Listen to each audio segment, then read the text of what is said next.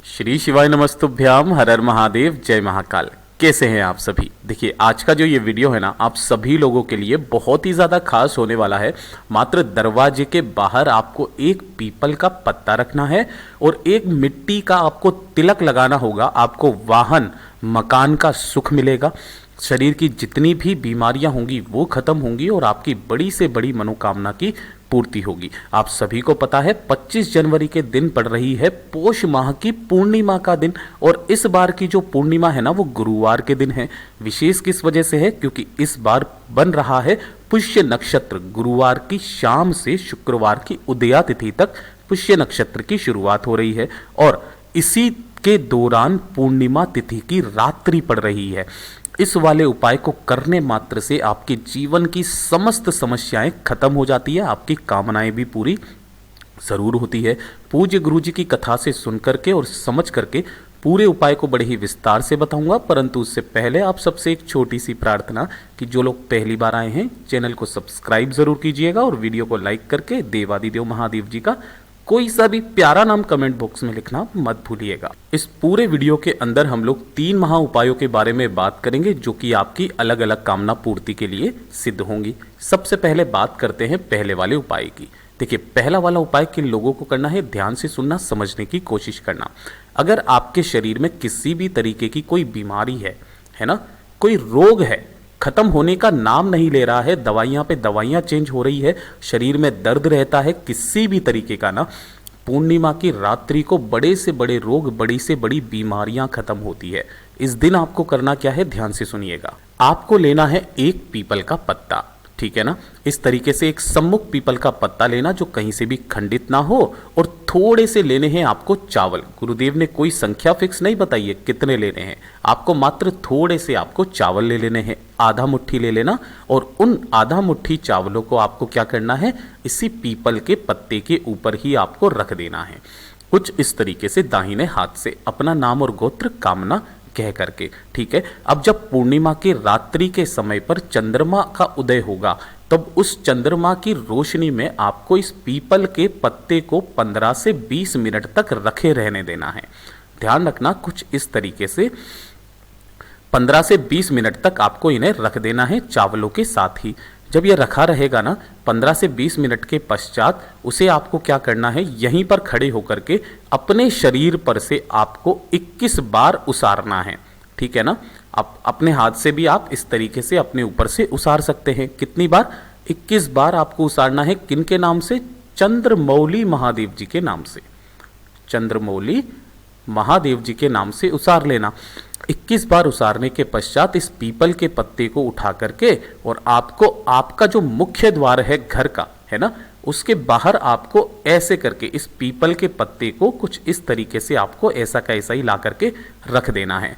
पूर्णिमा की पूरी रात्रि तक आपको इस वाले पीपल के पत्ते को यहाँ से हटाना नहीं है, रखे रहने देना है। जब दूसरा दिन आएगा, यानी कि अगले माह की प्रतिपदा तिथि आएगी, उस तिथि के दौरान आपको इस पीपल के पत्ते को चावलों के समेत ही उठाना है और किसी भी नदी, तालाब, कुआं, बावड़ी, सरोवर जहां पर बहता हुआ पानी आपको मिल जाए, उस बहते हुए जल के अंदर अपनी कामना कह करके बीमारी की प्रवाहित कर देना है। लेकिन प्रवाहित करने से पहले एक काम जरूर कीजिएगा। जो आपने यहाँ पर पीपल के पत्ते पर चावल रखे थे ना, उन्हें आपको 3 बार सूंघना है ना। 3 बार उठा करके सूंघना, और सूंघने के पश्चात आपको बहते नदी, तालाब, सरोवर में इसको प्रवाहित कर देना है। शरीर का चाहे बड़े से बड़ा रोग क्यों ना हो, खत्म जरूर होगा। पूज्य गुरु जी का बहुत अद्भुत और अचूक उपाय है, जरूर कीजिएगा। और ये जो दूसरा उपाय है ना, जिसके लिए मैंने आपको रोका, आपके जीवन में मकान और वाहन का सुख अगर आपकी कुंडली में भी नहीं लिखा है ना, तो भी आपको मिलेगा पूर्णिमा की रात्रि को इस उपाय को करने मात्र से, ठीक है। किसका किसका? मकान का सुख और वाहन का सुख जीवन में आपको मिलेगा, अगर आपकी कुंडली में नहीं लिखा हुआ है तो। ध्यान से सुनिएगा कैसे करना है। आपको इस तरीके से, अगर आपके घर में कहीं पर भी चांदी का गिलास या कटोरी मिल जाए, ठीक है, तो बहुत ही ज़्यादा शुभ है। अगर चांदी का गिलास या कटोरी नहीं है तो आप स्टील की कटोरी भी यहाँ पर ले सकते हो या स्टील का गिलास भी आप ले सकते हो, ठीक है। और इसके अंदर आपको भरना होगा दूध। अब गौ माता का दूध मिल जाए तो सोने पे सुहागा है। पूज्य गुरुजी ने कहा है गौ माता का दूध में बहुत बड़ी शक्ति होती है, वो पहले से ही अभिमंत्रित होता है ना। तो गौ माता का दूध लेना और इसी वाले गिलास के अंदर या कटोरी जो भी है आपके पास में ना, उसके अंदर आप डाल देना। डाल देने के पश्चात आपको क्या करना है, इसी से आपको चंद्र भगवान जी को अर्घ देना है। लेकिन अर्घ देने का नियम जान लीजिएगा। जब भी आप इसे अर्घ देंगे ना, तो अर्घ देने के समय आपके घर में जो भी गमला है, कोशिश करना तुलसी जी का अगर कोई गमला है ना, तो उस गमले को आपको इसके नीचे रख देना है, ठीक है ना।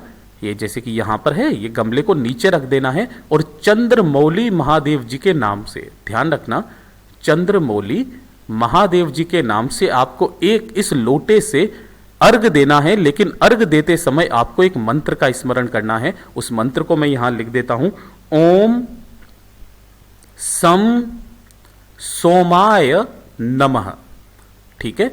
इस वाले मंत्र का 7 बार स्मरण या 11 बार या 21 बार स्मरण करके आपको इसी वाले पौधे के अंदर चंद्र देवता जी को अर्घ दे देना है, ठीक है।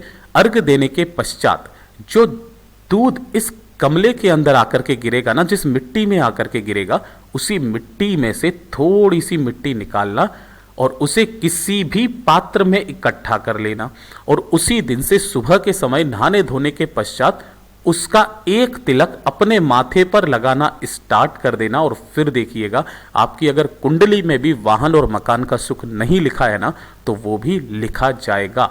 पूज्य गुरुजी का बहुत ही अद्भुत और रोचक उपाय है, जरूर कीजिएगा।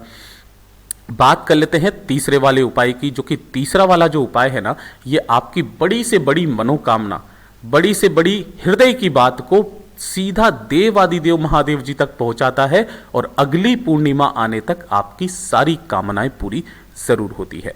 इसके लिए आपको करना क्या है, मात्र 1 लोटा शुद्ध जल अपने घर का लेना है, ठीक है ना।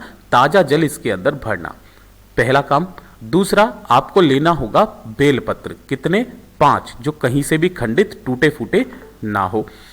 तीसरे नंबर पर आपको चाहिए होगा 1 कमल गट्टा। माता लक्ष्मी जी को बहुत ज्यादा पसंद है। आपकी कामना, धन प्राप्ति की समस्या सारी खत्म होती है पूर्णिमा के दिन इस वाले उपाय को करने से।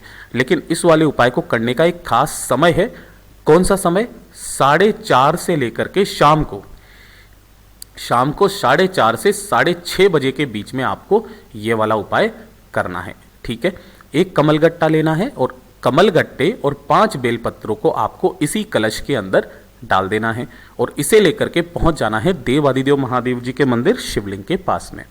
उत्तर दिशा, नॉर्थ डायरेक्शन की तरफ मुंह करके आपको खड़े हो जाना है, हो जाओगे और देवादिदेव महादेव जी की शिवलिंग पर आपको इस पूरे के पूरे लोटे जल को समर्पित करना है। ओम नमः शिवाय, श्री शिवाय नमस्तुभ्यम पंचाक्षरी मंत्र या षडाक्षरी मंत्र का स्मरण करते हुए अपना नाम और गोत्र और कामना को कह करके, ठीक है। जो भी जल बहता बहता जलाधारी से नीचे की तरफ आकर के आएगा ना, उसे आपको क्या करना है, अपने दाहिने हाथ में थोड़ा सा जल रोकना, दोनों नेनों पर लगाना और अपनी कामना कह करके उसे ग्रहण कर लेना।